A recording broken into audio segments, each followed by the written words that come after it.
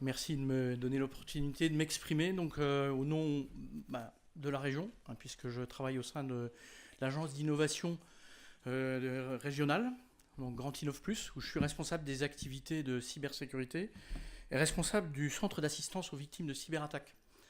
Euh, donc, euh, ben, je suis ravi de tout ce que j'ai entendu cet après-midi, parce que je vais essayer de justement ne pas doubler, mais plutôt de compléter sur des choses plus pratiques, sur tout ce qui est mis en place au travers du plan régional de cybersécurité. Alors, je cherche la tapette, c'est celle-là. Tac.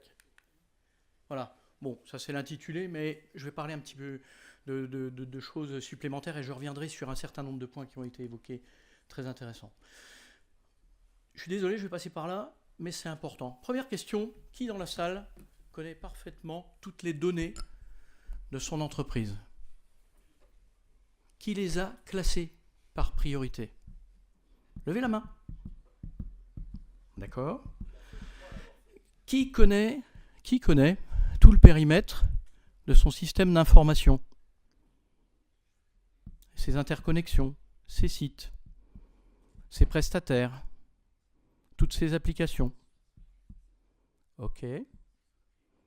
Bon, je suis comme vous, mais en revanche, comme ça a été dit plusieurs fois, on doit faire un travail continu d'amélioration de tout ça, et essayer de corriger tout ça. D'abord, je vais vous rassurer. Première remarque, ça a été dit, la sécurité 100%, ça n'existe pas. Alors moi, je vais vous faire une belle analogie, une vulgarisation. Voilà, avec la circulation routière. Quand vous prenez la route pour faire un grand voyage, en principe, vous préparez votre voiture. Si elle n'a pas été entretenue, vous allez programmer l'entretien. Vous allez faire le plein, vous allez faire les niveaux, vous allez vérifier la pression. Voilà. Vous allez vous reposer, vous allez vous mettre en bonne forme. Vous allez prendre le volant. Puis si vous êtes chargé de famille, vous allez respecter le code de la route. Et pour travailler dans le cyberespace, c'est exactement la même chose. Voilà. Et dans le cyberespace, il y a aussi des codes. Il y a un code qui a été cité, qui est pas mal. Les 42 mesures d'hygiène de l'ANSSI, j'y reviendrai parce que on les a prises en compte justement au niveau de la région. Et d'autres petites choses à prendre en compte. Voilà. Alors, on rentre dans le cœur du sujet. Voilà. Il s'agit pour nous, en cybersécurité, de garantir la maîtrise bout en bout de votre patrimoine numérique, de l'ADN numérique de votre entreprise, mais c'est valable aussi pour une organisation ou même pour vos affaires personnelles. Alors ça comprend finalement toutes les données qui sont essentielles à la poursuite de votre activité. Alors il y a des données métiers, des fichiers clients, ça peut être aussi des savoir-faire propres à votre entreprise, certains couverts du secret professionnel, et puis des données techniques aussi, liées à tous les équipements, les systèmes que vous mettez en œuvre. Important de parler, on en a parlé un petit moment, il me semble, en tout début de matinée, mais de bien revenir sur une notion essentielle, c'est IT-OT.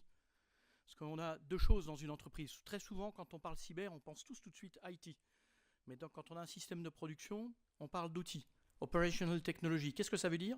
C'est la combinaison finalement de machines de production avec un système d'information. Avec une petite particularité, c'est que souvent, une machine qui produit quelque chose, elle a une durée de vie de 30-40 ans, et elle doit combiner un travail avec des systèmes d'information qui, eux, ont besoin d'être mis à jour et qui sont un petit peu plus modernes.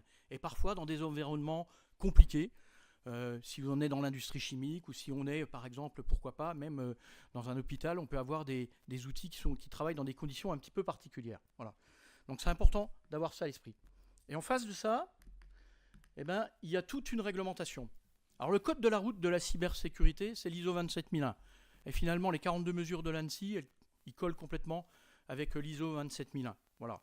Bon, c'est bien de le savoir. Donc il y a un code de la route, il faut le respecter. Il y a un cadre juridique que vous connaissez tous, c'est celui de la RGPD, c'est-à-dire toutes les données techniques qui permettent de faire le lien avec une personne. Voilà. Et on est soumis à des règles de respect de certain nombre de règles vis-à-vis de ces données personnelles, notamment de déclaration auprès de la CNIL si on est face à un incident. Voilà. On a des réglementations diverses et variées. On a une agence nationale, l'Agence nationale de sécurité des systèmes d'information, qui explique ce qu'il faut faire sur des tas de sujets. il y a sur le site de l'ANSSI un accès à un nombre de guides et de recommandations incroyables qui touchent à des tas de domaines et qui sont remis à jour très régulièrement. Voilà. On a un petit frère qui s'appelle le GIP ACIMA et Cybermalveillance, qui est une plateforme qui accompagne plutôt les particuliers et les TPE, mais qui délivre plein de bonnes pratiques, de guides de bonnes pratiques très utiles que chacun de vous peut utiliser au travail comme à la maison. Donc c'est important de s'en inspirer aussi. On a le grand frère, l'ENISA, étroitement lié à l'ANSSI. On peut même dire qu'on sait que l'ANSSI fait beaucoup de travaux, conduit beaucoup de travaux et d'études qui sont reprises par l'ENISA. Donc c'est l'équivalent de l'ANSSI au niveau européen. Et on a parlé aujourd'hui de la directive NIS 1, de la directive NIS 2. Donc, NIS 1, c'est la première directive, Numeric Information Security, qui a fixé des obligations pour ce que l'on appelle les organismes régulés. Alors, l'opérateur d'importance vitale, c'est quoi? Ce sont des ministères, c'est le nucléaire, les opérateurs de services essentiels, ça peut être des prestataires de transport, ça peut être les dispositifs de gestion des eaux, etc. Bref, il y a à peu près 300 organismes en France qui sont ce qu'on appelle régulés et soumis à des obligations liées à cette directive NIS 1. Et nous allons avoir, à compter de cette année, la mise en place de la directive NIS 2. Elle va être appliquée en droit français en octobre de cette année. Donc les travaux sont en cours. Et on aura 3 ans pour se mettre en conformité. Je reviendrai un petit peu là-dessus, je vous donnerai quelques clés pour vous aider à savoir vous situer. On va passer à quelques milliers cette fois-là. Donc on va multiplier, je crois, au moins par 5 le nombre d'organismes régulés. La bonne nouvelle, donc on parlera d'entités essentielles, d'entités importantes. La bonne nouvelle, c'est que les exigences seront mises en place en fonction de la nature du métier que vous exercez, de la taille de votre entreprise et de votre chiffre d'affaires. Donc on a une prise de conscience de tout ça. Et on aura 3 ans pour se mettre en conformité. Alors je vais quand même vous rassurer, NIS 1, NIS 2, qu'est-ce qu'ils vous disent quand même, c'est respecter le code de la route.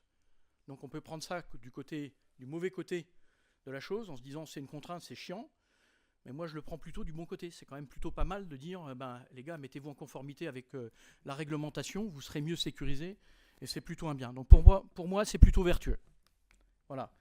Et vous avez derrière des choses qu'on ne peut pas oublier, c'est le cadre normatif propre à chaque métier. Quand vous travaillez, on a parlé de DORA ce matin, quand on travaille dans les banques, c'est une directive qu'on est obligé d'appliquer. Quand on travaille dans le domaine de la santé, on a des réglementations propres. Si on a un système de production qui travaille dans le domaine de la chimie, c'est pareil. Il faut aussi s'adapter à ça. Donc voilà, tout l'ensemble de règles qu'il faut connaître. Alors, dès lors que vous travaillez dans une entreprise, vous n'avez pas le choix. Vous êtes obligé de vous imprégner de ça, de comprendre ça, et d'essayer de vous mettre en conformité et d'appliquer ces règles-là. C'est du bon sens. Alors, là, on va reparler de choses, je ne vais pas détailler tout, mais simplement faire un petit rappel sur les quelques points essentiels sur la cybersécurité. Le cadre réglementaire, on en a parlé. Alors là, ce qui est intéressant pour vous, c'est que je vous ai mis un lien vers un site qui s'appelle Mon Espace Cyber, et qui va Mon Espace NIS 2, qui vous permet de regarder, d'évaluer si votre entreprise et à quel point votre entreprise ou votre organisation sera soumise aux exigences de la directive NIS 2. C'est un site qui est mis en place par l'ANSSI et ça vous permet de voir ça. Donc, prise en compte du cadre réglementaire et normatif propre à votre métier. La maîtrise du patrimoine numérique de l'entreprise, on en a parlé, c'est fondamental. Et si vous voulez vous mettre en ordre de marche pour faire face à une cyberattaque, il vaut mieux savoir de quoi vous parlez. Ensuite, ce qui est très important de dire, c'est qu'on n'a pas besoin de protéger au même niveau toutes les données de son entreprise. Ça n'a pas de sens. Ça n'a pas de sens. Si vous espérez tout verrouiller et tout sécuriser, ça va avoir un coût exorbitant et je pense que vous n'y parviendrez pas et ça sera peut-être même difficile pour vous de travailler. Donc, protégez ce qui est important de protéger en tenant compte de ses priorités. Mais pour ça, il faut avoir une bonne connaissance de son périmètre et de son patrimoine. L'analyse du risque cyber, alors là, on n'est pas dans les BIOS, on est pour moi, les BIOS, je suis d'accord, il faut le faire avec des professionnels, avec des gens qui vont vous faire grandir en compétences. En revanche, quand vous êtes à la tête d'une organisation, vous devez être capable de mesurer quels sont les enjeux pour vous, quels sont vos concurrents, quels sont les risques, je parle véritables, qui pèsent sur votre entreprise, de façon à mesurer justement, fort des données que vous avez à protéger, du périmètre de votre système d'information, ce qu'il faut protéger et comment. Donc une analyse du risque, elle est toujours contextualisée. Vous ne pouvez pas faire un copier-coller avec le voisin, ça ne marche pas. Elle est contextualisée à la taille de votre entreprise, à la nature du métier. Vous devez la contextualiser. Et après, si c'est trop compliqué pour vous, vous pouvez vous faire accompagner par un professionnel, mais c'est plutôt dans un temps 2. Il faut établir une politique de cybersécurité aussi qui est très adaptée là aussi à votre contexte, à la taille de votre entreprise. Alors on a parlé de plein de choses, je vais pas revenir sur tout ce qui a été dit au travers des 42 mesures, c'est parfait, je vais simplement faire un focus sur un point essentiel qui me semble capital, et ça, c'est le responsable du centre de réponse aux cyberattaques qui vous le dit, de régional, c'est la sauvegarde. Je peux vous dire une chose, c'est le point clé. Si votre sauvegarde elle est bien faite, si vous l'avez bien contractualisée, si vous en avez plusieurs, 2 en ligne idéalement, 1 hors ligne, si vous avez bien contractualisé les conditions de récupération de vos données, on a fait une grosse partie du travail. C'est-à-dire que même si vous êtes victime d'une cyberattaque, vous pourrez rétablir plus ou moins rapidement votre système d'information. Mais c'est quand même le point clé. Et trop souvent, c'est un peu comme l'assurance. Ouais, j'ai pris une assurance. Ouais. Et alors, qu'est-ce qu'elle dit ton assurance ? Je sais pas trop en fait. Et en fait, c'est dans la contractualisation de votre sauvegarde qu'il faut être extrêmement vigilant et attentif. Voilà, très important. Pour le reste, je pense qu'il y a plein de choses qui ont été dites, on va pas renouveler. Petit point quand même d'attention. Moi, j'aime bien quand même la citadelle à la Vauban. Je peux changer ? Ouais, ok, c'est bon. J'aime bien la citadelle à la Vauban avec des lignes de défense en profondeur indépendantes. Et c'est la combinaison de toutes ces actions de sécurité qui sont importantes. Ce n'est pas un système ancien, c'est toujours vrai. Ces lignes de défense indépendantes. Justement, si vous en cassez une, vous ne rentrez pas dans l'autre. Ça veut dire que parfois, il faut aussi compartimenter et segmenter son système d'information. Un petit point sur le plan régional de cybersécurité, puis après, je rentrerai justement dans quelques actions pratiques. Voilà, donc on a un plan régional de cybersécurité qui a été adopté à l'unanimité de la part des élus du conseil régional, il y a 1 an et demi, avec un budget derrière, avec des actions menées, qui prend toutes les briques d'un parcours de cybersécurité. Donc sur la partie prévention, donc c'est ce qu'on est en train de faire aujourd'hui, voilà, sur des événements comme celui-ci. Sur le sujet de la mise en place d'outillage pour conduire des diagnostics ou des audits et accompagner les entreprises pour une prise de conscience de leur niveau de cybermaturité et pour les accompagner. J'y reviendrai juste après. La mise en place des outils pour accompagner les entreprises qui sont victimes d'une cyberattaque avec le centre de réponse d'assistance aux victimes de cyberattaque, le CICERT régional. Je vous dirai quelques mots là-dessus. L'accompagnement à la judiciarisation induit, et puis un gros travail sur le volet capacitaire, et c'est là où je vais faire un petit lien avec l'intervention de Mathieu et le travail conduit avec autour de Forcy et Katharina. Voilà. Donc derrière, on voulait, nous, disposer au niveau de la région d'acteurs capables d'accompagner la transformation des entreprises. Et je n'ai pas besoin de faire un dessin, vous avez compris qu'avec depuis la crise Covid, on a vécu une accélération drastique de la numérisation du territoire. Donc maintenant, et beaucoup plus vite qu'on a formé des gens et qu'on dispose de compétences pour accompagner. Donc le sujet des compétences, il est clé. Et ce qu'a dit Mathieu est juste, on a une grande richesse sur le territoire. Maintenant, à nous de travailler avec les offreurs, les employeurs, pour, mettre en face des compétences des emplois, faire ce travail-là, et puis aussi, et là je m'adresse aux employeurs, je vais être cash, toutes les boîtes de cybersécurité ou d'informatique, il faut aussi vous investir. Je le dis cash parce que toutes les semaines, j'ai des messages où on me demande des alternances, on me demande d'employer des gens, on me demande de faire des stages. Il faut s'investir dedans. Voilà. Et je sais de quoi je parle, puisque nous avons dans notre équipe, au centre de réponse aux cyberattaques, où nous sommes 5, on a 2 alternants. Voilà. Donc je pense que si on veut grandir en compétences, il faut mouiller la chemise, il faut embaucher des alternants proportionnellement à son effectif et pour relever ce défi justement des compétences qui est important. Et ça c'est pas... Ok, j'ai entendu le sujet du Luxembourg, des salaires, mais Mathieu a raison, c'est un projet qui est politique, qui nous dépasse, c'est quelque chose qu'on peut en revanche soumettre à nos politiques et leur dire les amis, ce serait bien que vous travailliez sur ce sujet pour peut-être réduire les charges ou accompagner les entreprises qui font un effort. Il y a peut-être un travail là-dessus, mais c'est politique. C'est pas ce qu'on va réussir à faire à part des mécaniques de notre niveau. Et enfin, le dernier point, c'est important, c'est de créer cette dynamique locale de fédération autour du campus cyber régional pour pouvoir réunir les acteurs et avoir un point identifié localement pour qu'une entreprise, une administration qui a besoin d'aide puisse trouver de l'aide, pour qu'on puisse accompagner une start-up qui veut développer un nouveau produit en cybersécurité, qui a besoin d'aide, qui a besoin de se connecter avec des labos, qui a besoin d'utiliser, et je ne sais plus qui posait une question à ce moment, sur le territoire, il y a plein de formations à la carte qui sont offertes. L'enquête Forcy le montre, donc on est déjà dans cette dynamique-là, on a déjà des outils qui permettent de faire des formations à la carte et de répondre justement à tout le besoin du territoire. Le tout est de mettre ça en musique, donc il y a un petit peu de travail effectivement d'organisation sur la mise en relation entre les utilisateurs, les offreurs, les organismes de formation, et avec le campus cyber, on peut mettre ça en place et on peut créer du rayonnement derrière, voilà, qui correspond à l'ADN du territoire. Parce que l'enjeu de ce campus, c'est un campus polycentrique.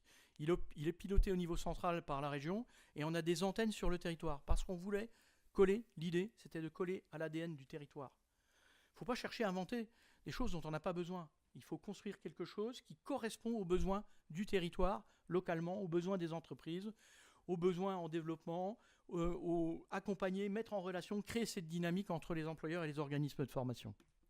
C'est ça le plan régional. Un petit topo sur le diagnostic de cybersécurité. Donc, on a un diagnostic de cybersécurité qui est en place depuis maintenant novembre 2022, avec une articulée autour de 2 axes. Un audit d'organisation qui est fait autour des 42 mesures de l'ANSSI et un audit technique autour de 10 jours hommes, financé à hauteur de 50% par la région. Aujourd'hui, on a plus de 160 diagnostics qui ont été lancés.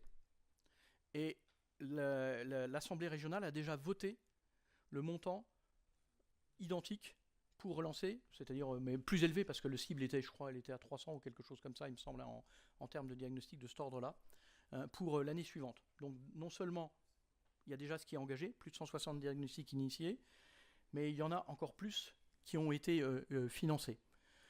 Et ça permet de répondre à un besoin d'accompagnement, de grandir, de passer le pas pour un certain nombre d'entreprises. Petite parenthèse quand même. Ce diagnostic-là, il ne s'adresse pas à tout le monde. Il faut un minimum de maturité en organisation et de maturité en cybersécurité. Le territoire du Grand Est, c'est 400 000 établissements.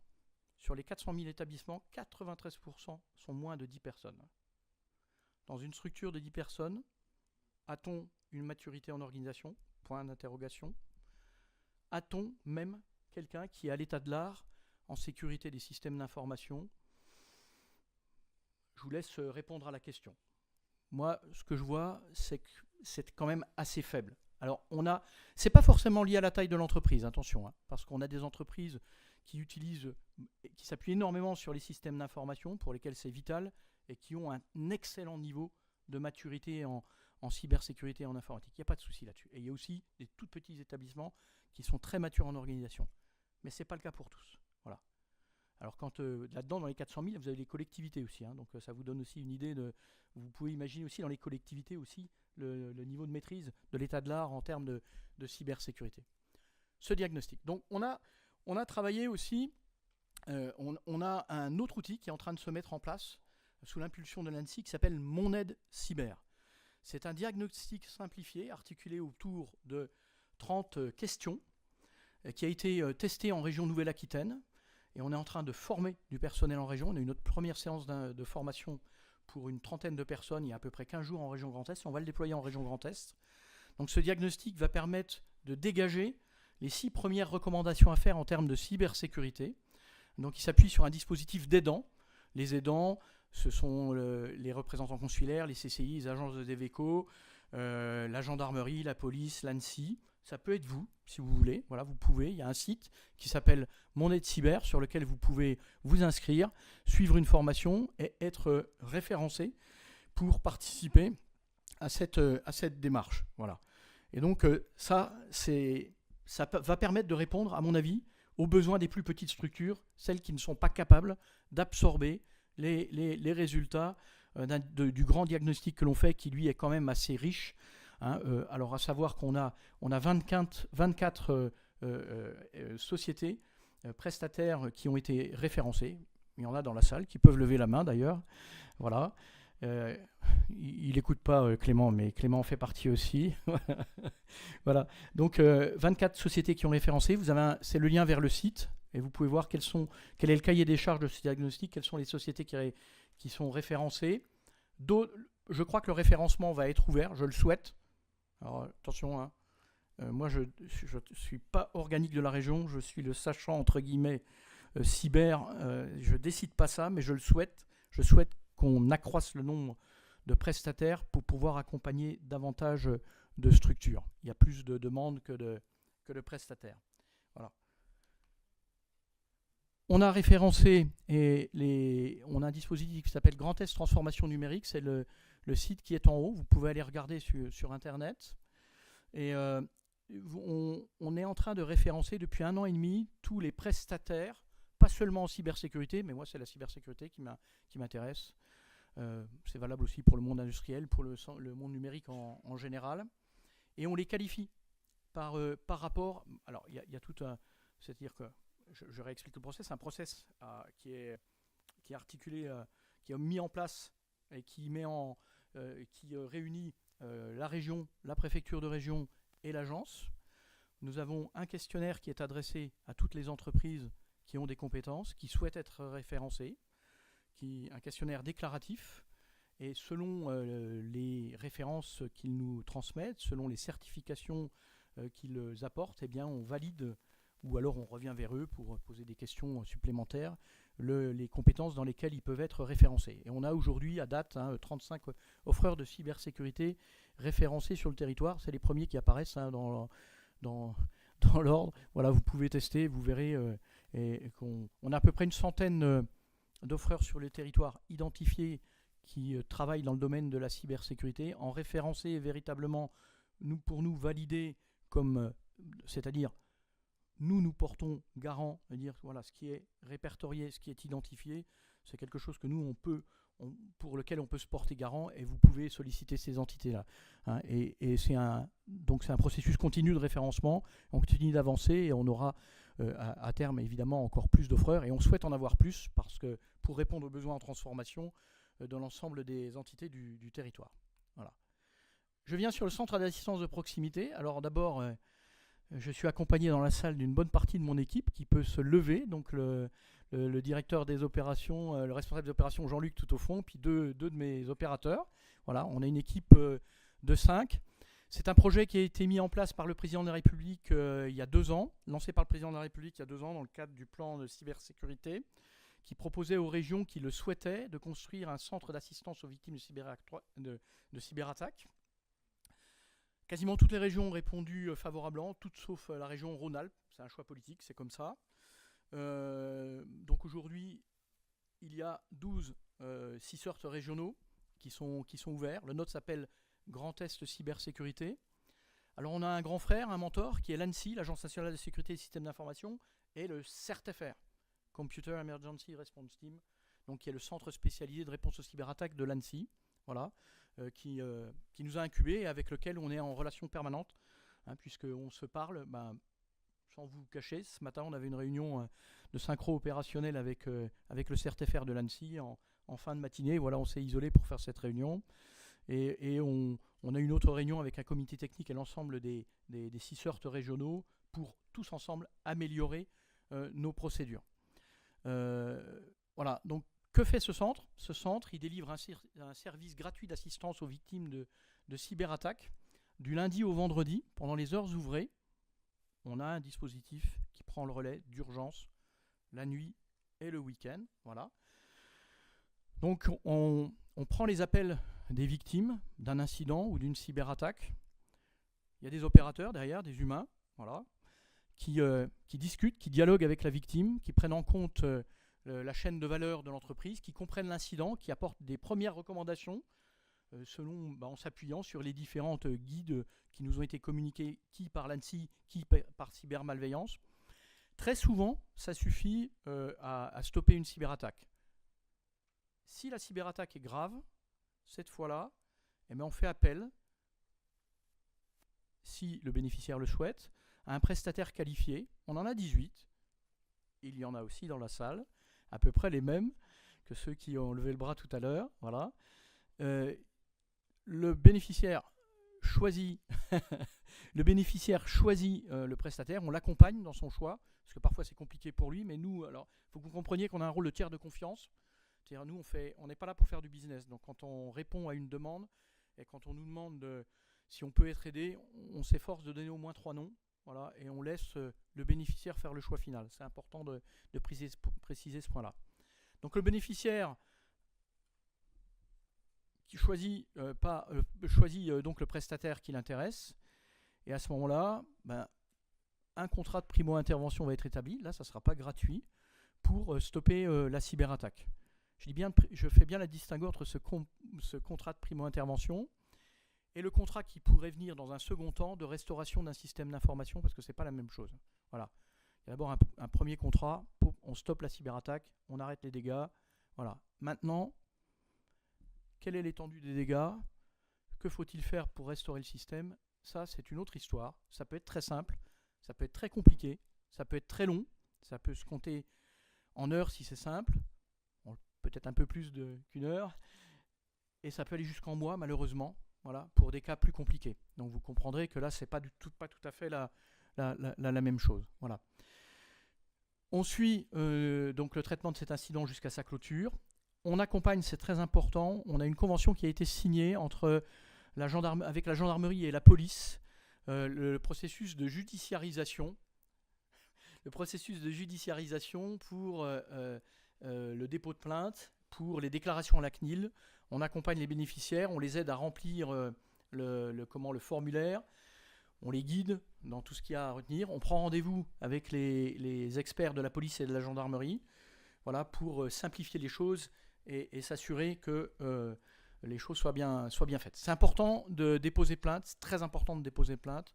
On a besoin de ça pour à la fois comprendre les cyberattaques, mais aussi stopper le cybercrime qui est très organisé. Voilà, donc on recommande fortement de le faire, et c'est d'autant mieux de le faire que depuis mars de cette année, il y a un décret mars de l'année d'avant, de 2023, il y a un décret qui vous dit que si vous avez pris une assurance cyber, si vous ne déclarez pas dans les 72 heures un incident de cybersécurité, vous ne bénéficierez pas de cette assurance.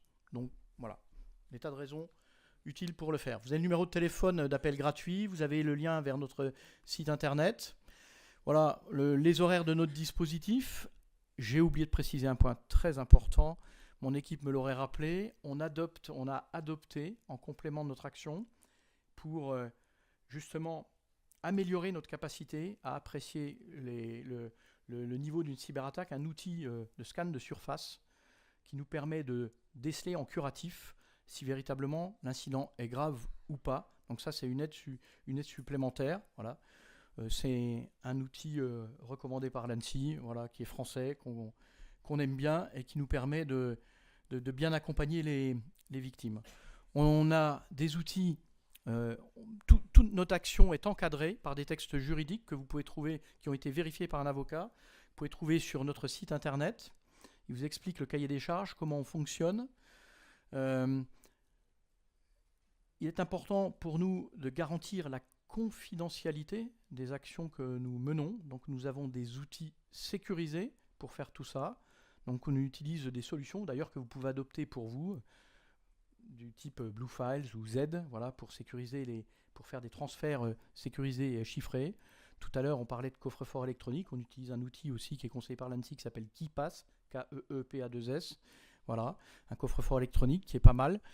Sur notre site, ceux qui veulent l'utiliser peuvent trouver toutes les données et la petite fiche explicative pour le mettre en œuvre. Voilà, on l'a mis en place. On a plein de petits conseils comme ça. Et notre centre est organisé comme un véritable centre opérationnel. Petit bilan sur notre action depuis février 2023. Voilà, presque 300 sollicitations qui couvrent tout le territoire, toutes les entités. Nous avons les prestataires de réponse à incidents, beaucoup d'actions de sensibilisation, comme aujourd'hui. Qu'est-ce que je peux dire de plus? Alors, finalement, si vous regardez bien, sur presque 300, pas beaucoup de demandes d'accompagnement par un prestataire qualifié. Alors, je vais quand même apporter une précision. On a aussi des gens qui nous appellent, qui sont accompagnés par un prestataire qui est compétent, mais qui ont besoin d'aide sur toutes les procédures administratives et qui ont besoin de compléments. Donc ça soulage le prestataire, qui lui est vraiment dans le cœur de métier, et on accompagne aussi. C'est-à-dire que parmi tous les incidents que l'on a vus, à peu près un quart sont des cyberattaques, c'est ce qu'il faut avoir à l'esprit.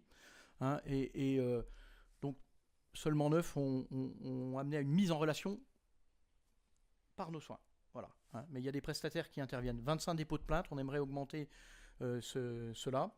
Qu'est-ce qu'on voit comme cyberattaque, comme type de cyberattaque sur le terrain? Très majoritairement des usurpations d'identité à 50%, à 37% du rançongiciel qui est en train de monter en ce moment, je suis obligé de vous le dire, et 10% des défaçages de sites. Alors le dépassage de sites, ça peut être sacrément emmerdant quand des entreprises utilisent des sites pour faire leur business, pour se faire connaître. Et je pense que typiquement, dans la période à la fois électorale et des JO qui arrivent, on risque d'être confronté à nouveau à peut-être une montée aussi de ce type de petits ennuis. Voilà.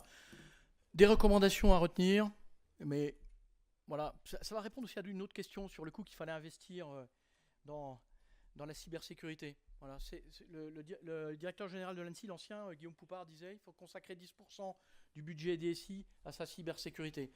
Et le slogan qui est là, c'est le slogan d'un des offreurs qui me donnait ça, je trouvais ça chouette, donc j'ai gardé: avant c'est trop tard, après c'est trop cher. Avant c'est trop cher, pardon, après c'est trop tard. Voilà, tant pour moi, lapsus révélateur. Sur l'humain, c'est une réalité. Moi je pense tout à l'heure on a dit on peut se faire sanctionner. Ben oui, on peut se faire sanctionner s'il y a un dégât important et qu'on peut nominativement voir la personne et qu'il y a une maladresse, on peut sanctionner. Mais en revanche, je recommande d'être pédagogique et de ne pas agiter le chiffon rouge de la sanction dans les applications de sécurité. Moi, je peux vous dire une chose qui est super important, c'est que ça communique bien, c'est de créer la confiance et que quelqu'un qui ait fait une erreur vienne vers vous, le dise. De la même manière, si dans la salle, il y a plein de super, ce que je crois comprendre, plein de super experts ou futurs super experts en cybersécurité, je vous demande quelque chose. C'est très fort ce que je vais vous dire, mais c'est essentiel.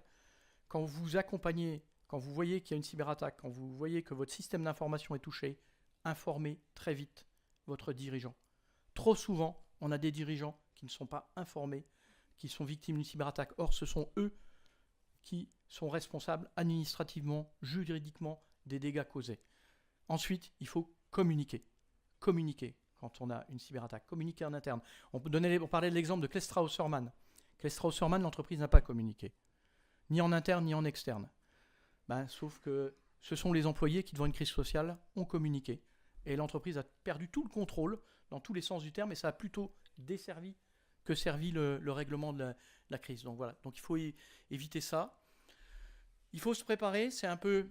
On a parlé beaucoup aujourd'hui d'hygiène, de respect de procédures, mais il faut aussi se préparer. Et se préparer, c'est pas attendre qu'on soit victime d'une cyberattaque pour relever tous les numéros, toutes les coordonnées, toutes les personnes dont vous avez besoin en cas d'incident. Si vous attendez ce moment-là, je peux vous dire que c'est un temps précieux que vous allez perdre et il faut pouvoir très vite avoir ces données. Donc ça peut être des choses très simples, comme vous voyez. Donc on peut faire ça. Et puis, alors il y a des choses plus pointues sur des structures plus importantes, des plans de continuité d'activité, des plans de reprise d'activité. Pour ça, on a besoin d'aide et de spécialistes. Voilà. Et s'il y a un incident, comme vous avez vu, il y a le site Grand Est Transformation où on voit les experts du territoire. Il y a le centre pour accompagner les victimes et aider tout ça. Voilà. Donc je pense que j'ai terminé. J'ai été peut-être un petit peu plus long que prévu, mais c'était important de vous dire tout ça avec des choses assez concrètes et d'essayer de faire le lien avec pas mal de petites choses qui ont été dites. Donc je me tiens à votre disposition s'il y a des questions. On a le temps de quelques questions.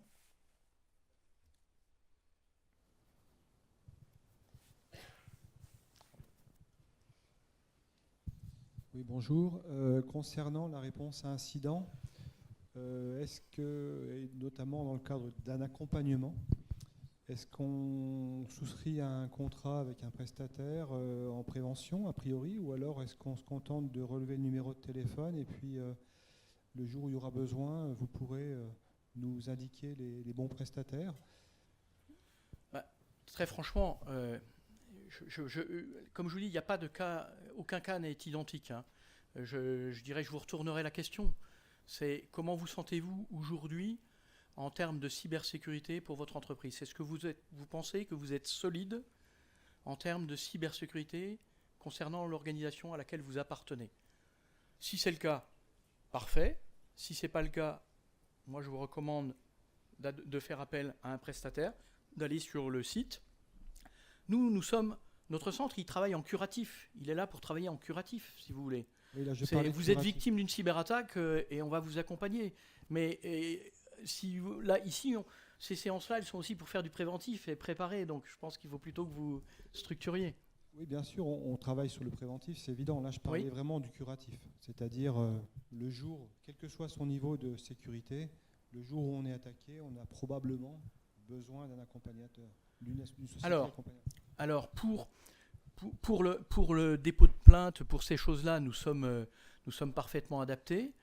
Si votre prestataire, parce que c'est le cas, et on a des prestataires qui sont dans la salle, qui sont déjà très compétents et qui font le job, vous viendrez vers nous uniquement pour le complément, si vous voulez. Mais le prestataire fera le travail. Ça nous arrive assez fréquemment, hein. D'ailleurs, on a vraiment, parmi nos 18 prestataires, plusieurs d'entre eux qui ont pris le réflexe systématiquement, quand ils accompagnent une entreprise, un de leurs clients traditionnels, on va dire, déjà, on va dire canal historique, de nous informer qu'il est victime d'une cyberattaque pour qu'on donne le complément, si vous voulez. Alors, je ne sais pas si ça répond à votre question, mais en tout cas, vous pouvez enregistrer notre numéro, nos coordonnées dans votre dispositif d'alerte. Si vous avez une question, si vous avez un doute, vous nous appelez. Voilà, nous, on est là pour ça. Donc, si vous n'êtes pas sûr, si vous ne savez pas si vous êtes victime d'une cyberattaque, n'hésitez pas, nous, c'est notre boulot. Et c'est gratuit.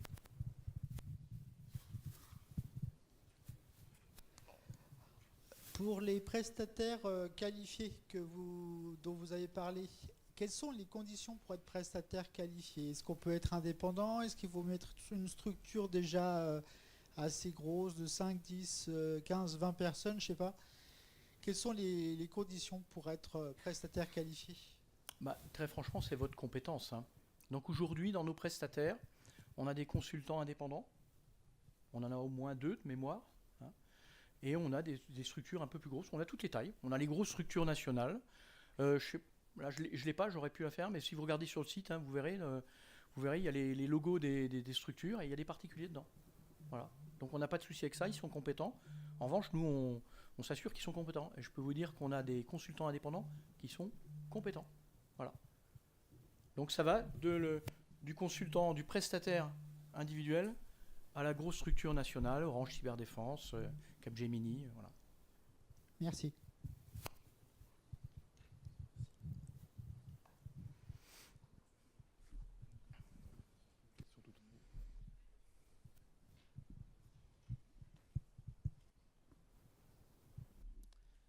J'aurais une question. Imaginons qu'une entreprise demande à un prestataire, par exemple, de faire une application, que ce soit mobile ou une application web, et que quelqu'un doit faire le RGPD.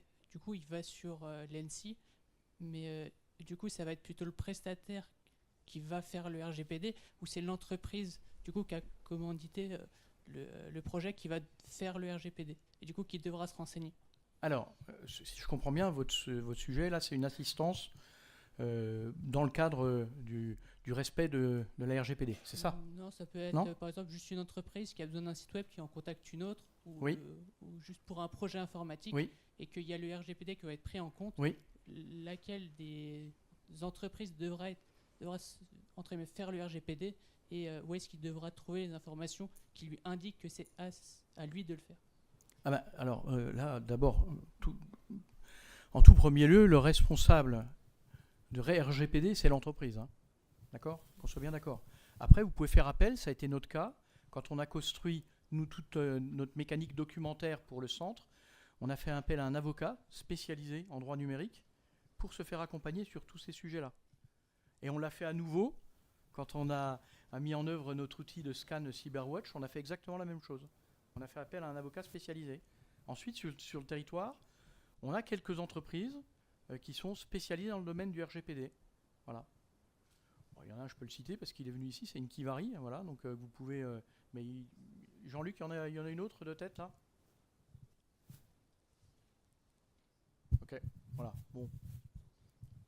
Et puis, pardon. On va prendre une dernière. Voilà, puis on a des prestataires hein, qui s'ils se sentent compétents pour le faire, vous pouvez très bien leur demander. Hein. Moi, c'est juste peut-être pour apporter un complément au monsieur qui avait posé une question sur le fait de contacter déjà les sociétés de réponse à incident avant que l'incident arrive. Quelque part, je peux le conseiller qu'on peut le faire parce que ça permet de contractualiser une équipe derrière qui pourra répondre. Sinon, ça va être du best effort quand on n'a pas de contrat avec notre société. Donc si on peut se le permettre, je pense qu'il vaut mieux le faire. Alors, oui.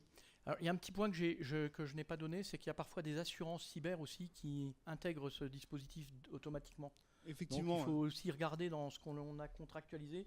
Si on a pris une assurance cyber, voir si c'est compris dedans ou pas. Alors idéalement, quand vous avez un prestataire qui sait tout faire, c'est top.